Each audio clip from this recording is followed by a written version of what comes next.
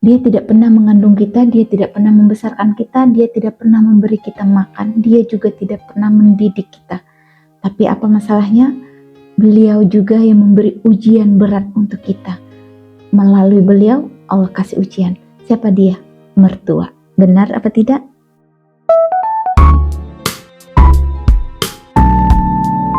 Assalamualaikum teman-teman. Di video kali ini kita akan bercerita tentang rumah tangga, terutama itu ibu mertua. Siapa di sini punya mertua? Nah, bagaimana kisahnya tentang mertua Anda? Apakah teman-teman mendapatkan mertua yang baik atau mertua yang tidak baik?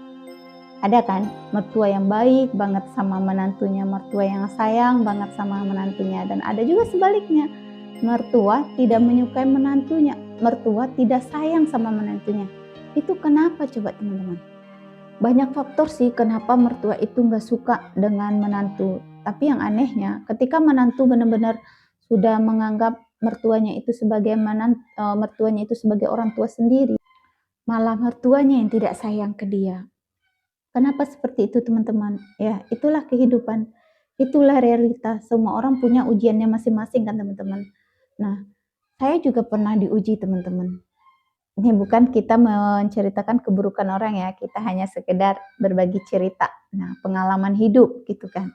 Mungkin teman-teman juga bisa mengambil hikmahnya, pelajaran gitu kan. Mertua saya sudah lanjut usia, udah 75 tahun, ya kan.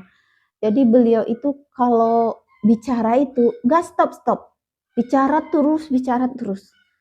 Sehingga kita tuh harus mendengarkan terus-menerus, harus standby terus. Coba bayangkan teman-teman ya, kalau beliau lagi ngomong itu ya, dengerin terus. Terus kita mau aktivitas itu izin dulu, sebentar ya mama saya ini dulu. Itu kalau saya pergi itu ngomong terus itu. Teman-teman rasain gak? Misalnya saya pergi ke dapur, entah bikin apa, lagi masak gitu, beliau akan tetap bicara. Misalnya beliau di ruang tengah gitu kan, di ruang tamu. Nanti beliau akan bercerita, bla bla bla bla panjang. Jadi, nah ini lebih ininya lagi pendengaran beliau tuh kurang teman-teman. Nah, tapi beliau tuh lancar ngomong gitu. Pikiran beliau tuh normal gitu. Terus masih normal kayak orang umur-umur muda gini.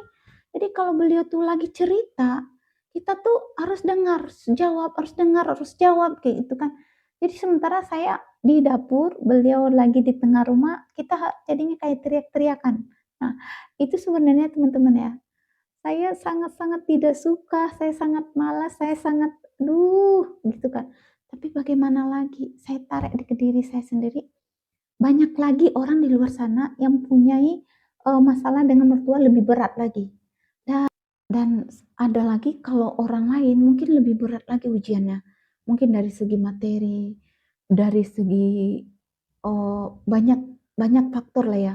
Ada mertuanya yang kejam, ada yang ngurung dia di luar, ada mertua yang suka marah-marah, maki-maki dia, ada yang marah ketika suaminya membelikan sesuatu kepada istrinya. Nah, mertua ikut campur. Ada yang ketika suaminya memberikan uang belanja, mertua mau tahu berapa sih yang dikasih sama anaknya, dan semua itu diurus sama mertua. Nah, ada kan teman-teman, bahkan saya lihat ya, mertua itu nggak tinggal diam, kadang mau mengompori anaknya. Kenapa sih kamu boros kali? Kenapa sih kamu terlalu jojoran kali sama istri? Gak boleh.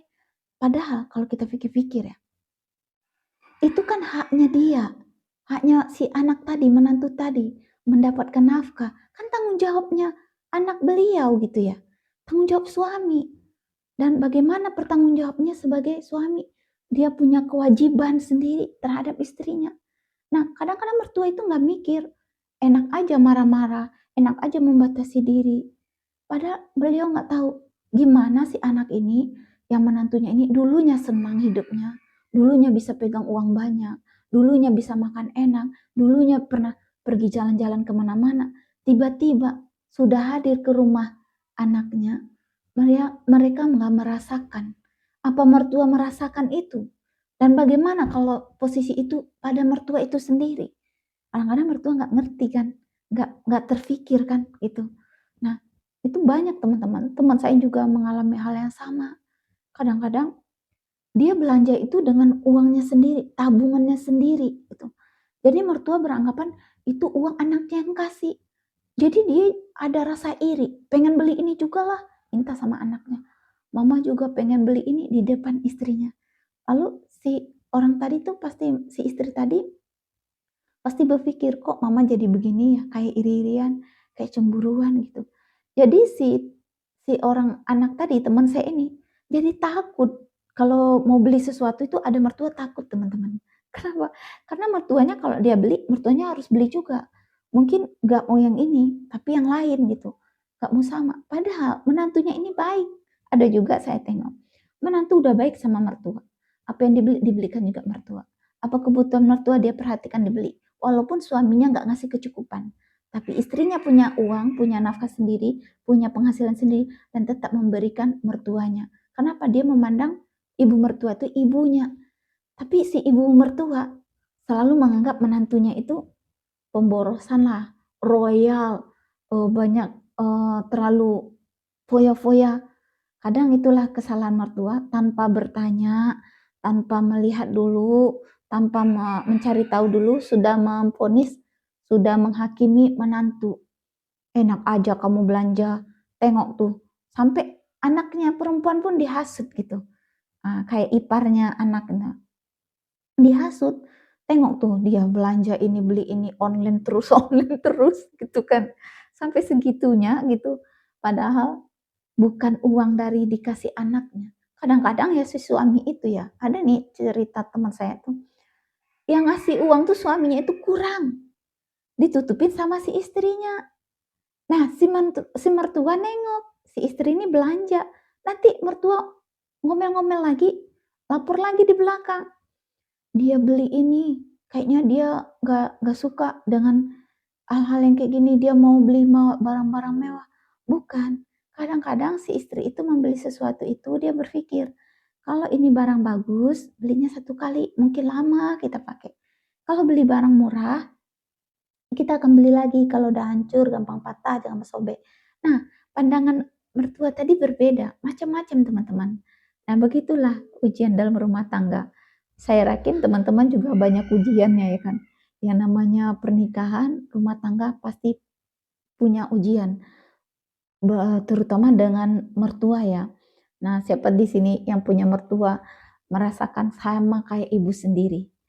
Nggak jauh beda dengan ibu sendiri, bahkan lebih baik daripada ibu sendiri. Pasti ada kan? Ada kok, saya lihat. Teman saya juga pernah merasakan ibu mertuanya menyayangi dia seperti ibu kandung sendiri. Bahkan dia nggak punya ibu kandung, bisa menjadi ibu kandung seperti itulah sayangnya mertua. Ada juga yang nggak punya ibu kandung, ya jahat sama mertua. Ada, ya kan teman-teman? Nah, buat teman-teman, tulis di komentar ya. Teman-teman pernah pengalamannya seperti apa memiliki mertua? Oke, bila ada kesalahan dalam penyampaian saya minta maaf ya. Ini hanya sekedar sharing, sekedar berbagi cerita gitu kan. Uh, Siapa tahu kita pernah mengalaminya sama, jadi kita bisa saling support gitu ya. Nah, saya undur diri dulu, minta maaf kalau ada penyampaian yang salah, minta maaf banyak-banyak teman-teman. Bantu subscribe ya untuk mendukung channel kita ini. Assalamualaikum.